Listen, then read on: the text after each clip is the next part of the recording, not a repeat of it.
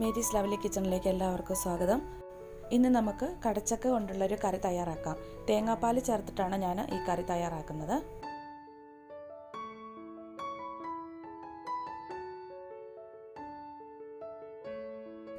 ഈ ഒരു വലുപ്പത്തിലാണ് ഞാനിത് മുറിച്ചെടുത്തിരിക്കുന്നത്. നിങ്ങൾക്ക് ഇഷ്ടമുള്ള രീതിയിൽ മുറിച്ചെടുക്കാവുന്നതാണ്. പിന്നെ ഞാൻ ഇതിലേക്ക് ചേർക്കാനായിട്ട് ഒരു പൊട്ടറ്റോയും കൂടി ഇവിടെ എടുത്തിട്ടുണ്ട്. ചിലപ്പോൾ കടച്ചക്ക ഒരുപാട് മൂത്തതല്ലെങ്കിൽ കറിക്ക് അധികം കൊഴുപ്പുണ്ടാവില്ല. അതുകൊണ്ടാണ് ഞാനിവിടെ ഒരു പൊട്ടറ്റോ എടുത്തിട്ടുള്ളത്. പൊട്ടറ്റോ വേണമെങ്കിൽ മാത്രം ചേർത്താൽ മതി. പിന്നെ ഒരു സവാളയും ഒരു കഷ്ണം ഇഞ്ചി ചെറുതായിട്ട് അരിഞ്ഞതും 4 പച്ചമുളകും കുറച്ച് കറിവേപ്പിലയും എടുത്തിട്ടുണ്ട്. ഈ പൊട്ടറ്റോ ഇതിലേക്ക് ചേർക്കണമെന്ന് നിർബന്ധമില്ല. നിങ്ങൾ എടുക്കുന്ന കടച്ചക്ക നല്ല മൂത്തതാണെങ്കിൽ പൊട്ടറ്റോ ചേർക്കേണ്ട ആവശ്യമില്ല. ഇതെല്ലാം കൂടെ നമുക്കൊരു കുക്കറിലേക്ക് ഇട്ട് കൊടുക്കാം.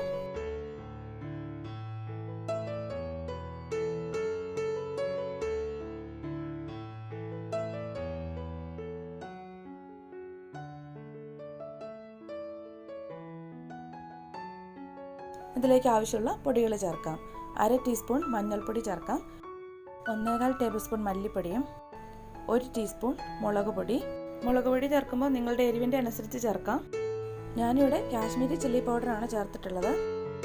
1/2 ടീസ്പൂൺ ഗരം മസാലപ്പൊടി, 1/4 ടീസ്പൂൺ പെരിഞ്ജീരക പൊടിയുമാണ് ഞാനിവിടെ ചേർക്കുന്നത്. ഇനി ഇതിലേക്ക് ഞാൻ 1.5 കപ്പ് തേങ്ങാപ്പാൽ എടുത്തിട്ടുണ്ട്. ഇത് 2ാം പാലാണ് ചേർക്കുന്നത്. 2ാം പാലിലാണ് നമ്മളിത് വേവിച്ചെടുക്കുന്നത്.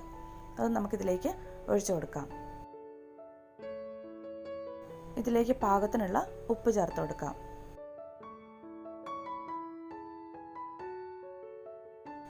ഇതിലേക്ക് ചേർത്ത തേങ്ങാപ്പാൽ കുറവ് പോലെ തോന്നുന്നുണ്ട്. അപ്പം ഞാനിതിലേക്ക് 1/2 കപ്പ് തേങ്ങാപ്പാലും കൂടെ ചേർക്കുകയാണ്. ഇത് 2ാം പാലാണ് ചേർക്കുന്നത്.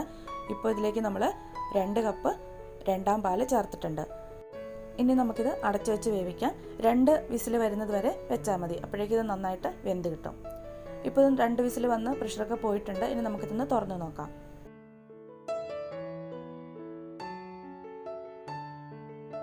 ഇപ്പോൾ ഈ കഷ്ണങ്ങളൊക്കെ നന്നായിട്ട് വെന്തിട്ടുണ്ട്.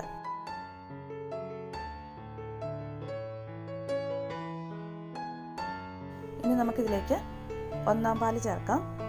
ഞാനിതിലേക്ക് 1 കപ്പ് 1ാം പാലാണ് ചേർക്കുന്നത്. 1ാം പാൽ ചേർത്തിട്ട് നന്നായിട്ടൊന്ന് മിക്സ് ചെയ്തിട്ട് അടച്ചു വയ്ക്കാം. ചെറുതായിട്ടൊന്ന് തിളച്ച് വരുമ്പോഴേക്കും നമുക്ക് സ്റ്റൗ ഓഫ് ചെയ്യാം. ഉപ്പ് നോക്കിയിട്ട് പാകമല്ല എന്നുണ്ടെങ്കിൽ ആവശ്യത്തിനുള്ള ഉപ്പും കൂടി ചേർക്കാം. കറിക്ക് അല്പം കൊഴുപ്പ് കൂടുതൽ കിട്ടുന്നതിന് വേണ്ടിയിട്ട് നമുക്ക് വേണമെങ്കിൽ ഈ പൊട്ടറ്റോയുടെ കഷ്ണങ്ങളൊന്ന് ഉടച്ച് ചേർക്കാം. 1 മിനിറ്റ് ഒന്ന് അടച്ചു വയ്ക്കാം. ചെറുതായിട്ടൊന്ന് തിളച്ച് വരുമ്പോഴേക്കും നമുക്കിത് ഓഫ് ചെയ്യാം. ചെറുതായിട്ടൊന്ന് തിളച്ച് തുടങ്ങിയിട്ടുണ്ട്. ഇനി നമുക്കിതിലേക്ക് അല്പം കടുക് താളിച്ച് ചേർക്കാം. ഞാനിവിടെ വെളിച്ചെണ്ണയാണ് കടുക് താളിക്കാൻ എടുത്തിട്ടുള്ളത്. കടുക് പൊട്ടിയിട്ടുണ്ട്. ഇതിലേക്ക് അല്പം ചുവന്നുള്ളി വട്ടത്തിൽ അരിഞ്ഞത് ഇട്ട് കൊടുക്കാം. 2 വറ്റൽമുളക് ചെറുതായിട്ട് മുറിച്ചതും അല്പം കറിവേപ്പിലയും കൂടെ ഇട്ട് കൊടുത്തൊന്ന് മൂപ്പിച്ചെടുക്കാം.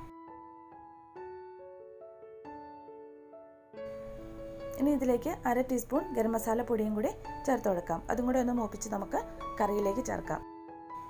അല്പം ഗരം മസാലപ്പൊടി നമ്മളിങ്ങനെ മൂപ്പിച്ച് കറിയിലേക്ക് ചേർക്കുമ്പോൾ കറിക്ക് നല്ലൊരു മണമൊക്കെ ഉണ്ടാവും. ഇനി നമുക്കിത് കറിയിലേക്ക് ചേർത്ത് കൊടുക്കാം. ഇപ്പം നമ്മുടെ വളരെ ടേസ്റ്റി ആയിട്ടുള്ള കടച്ചക്ക കറി ഇവിടെ റെഡി ആയിട്ടുണ്ട്. വളരെ പെട്ടെന്ന് തന്നെ നമുക്ക് തയ്യാറാക്കാൻ പറ്റുന്നതാണ്. ഇതെല്ലാം കൂടെ കുക്കറിലിട്ട് വേവിക്കുന്നത് കൊണ്ട് ഒരു 10 മിനിറ്റിനുള്ളിൽ തന്നെ നമുക്ക് എല്ലാം വെന്ത് കിട്ടും. പിന്നെ ഇതിലേക്ക് കടുക് താളിച്ച് ചേർക്കേണ്ട ആവശ്യം മാത്രമേ ഉള്ളൂ.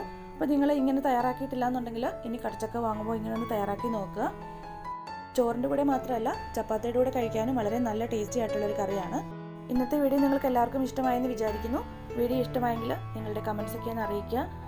നിങ്ങളുടെ ഫ്രണ്ട്സിനൊക്കെ ഒന്ന് ഷെയർ ചെയ്ത് കൊടുക്കുക. ചാനൽ സബ്സ്ക്രൈബ് ചെയ്യാത്തവരാണ് വീഡിയോ കാണുന്നതെങ്കിൽ ചാനലൊന്ന് സബ്സ്ക്രൈബ് ചെയ്യുക. അടുത്തുള്ള ബെൽ ബട്ടൺ കൂടി പ്രസ് ചെയ്യുകയാണെങ്കിൽ ഞാനിടുന്ന വീഡിയോസിൻ്റെ എല്ലാ നോട്ടിഫിക്കേഷൻസും നിങ്ങൾക്ക് ലഭിക്കുന്നതായിരിക്കും. പുതിയൊരു റെസിപ്പിയുമായിട്ട് നമുക്ക് വീണ്ടും കാണാം.